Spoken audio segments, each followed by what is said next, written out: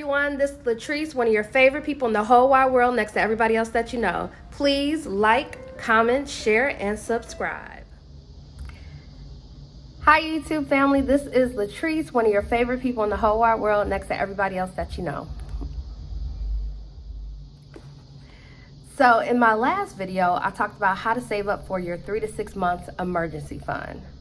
So in this video, I'm going to dive a little deeper into it so that you understand that your emergency fund is for your emergencies only and no one else's emergencies. And also kind of dive into some feelings that you might experience due to your new way of dealing with your finances. So let's get into it. First, let's cover why an emergency fund is important. An emergency fund helps to protect your financial well-being. And I'll be honest that every emergency fund is not created the same. Here's what I mean. For me, I use my emergency fund specifically for if I were to lose my job. That's it. Or at least, let me say this. I haven't had to use it, but that's what I would use it for. But I never know what else might come up. But anything else, like when I go to the doctor and I have a bill with the doctor, I just put myself on a payment plan. Yes, can I pay them off? Yeah, but I'm not trying to, because that's my emergency fund for my normal everyday finances, just in case something were to happen. That's how I look at it. Some people use their emergency fund for house repairments, medical emergencies. Again, everybody is different. For me, that's what I use it for. So I encourage you to figure out, what do you want to use your emergency fund for, and then stick to that plan. And everything else, just work it out. If I have to put something on my credit card, I do, because I know I'm going to pay that off, and I know I'm given some type of time in order to pay it off. So hopefully that helps. Here's the reason, I think the top reason why your emergency fund is for you only and not anyone else's emergencies, so that when something does come about, you can be less stressed, or reduces the stress you may feel, because you already have some money tucked away for yourself, versus if you were to allow somebody else to borrow parts of your emergency fund, and then you realize something comes up and you don't have the money that you need because you borrowed it out. It's unnecessary to do that. Create your own fund for yourself so that when something occurs, you have it. And here's one thing I want to share with you. Here's a good analogy. It reminds me of being on an airplane, right? And say, for example, the cabin loses pressure and the oxygen mask falls from the overhead area.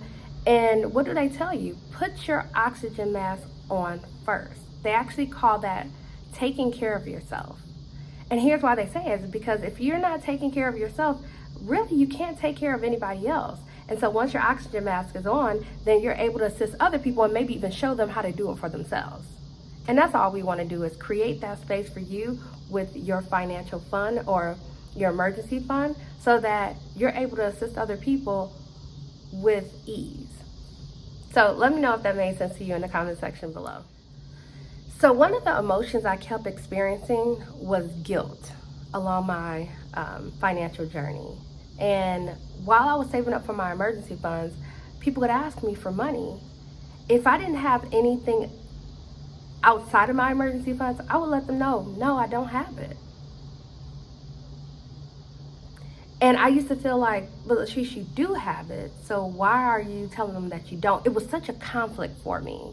And so what I had to learn to do is say, Latrice, no, this is honestly for your emergencies, not for anyone else's. And no, you don't have anything extra. And the point of it is, if you don't want to give it, you don't have to. It's really that simple. Because everybody, when I was struggling, when I asked people, everybody didn't just say yeah. I would always ask like as many people as I could, and a few people would say yes. So I didn't have to depend on one person and put all of that stress on one person.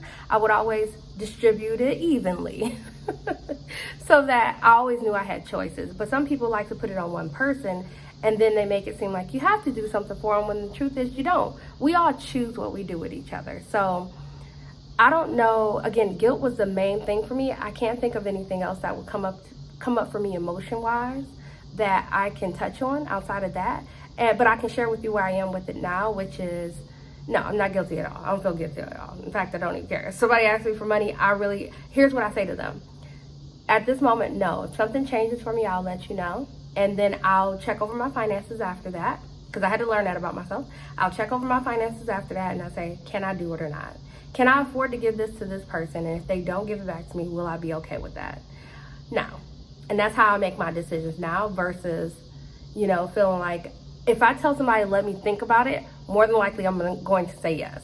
Because then I feel guilty about telling them I'm going to think about it. Do y'all get how that works? So in order to help myself, I say no up front. And then if I'm able to do it later, I'll let them know, you know what, I am able to help you now. That just works for me. Again, it just helps me to balance the feelings of guilt because I haven't got rid of it, but I just understand how to deal with it. Let me know if that made sense to you, because it made total sense to me, but let me know if it made sense to you. And also let me know if there's something that you deal with along your journey, any emotion that you deal with that I haven't covered. Obviously, I only talked about guilt, so yours may be something else. Shame, or, like you're lying. I don't know. It's different for everybody. So just comment down below and let me know. All right. Thanks. And that's it. That's all I have to say today. I already asked you a couple of questions throughout this video. I just want to say thank you so much for taking time out of your day in order to watch it. And hopefully you were able to take something that was valuable for you. And hopefully you are able to apply that in your life or to your life. Again, thank you for watching. Until next time we meet, please like, share, comment, subscribe, and don't forget to hit that notification bell. See you.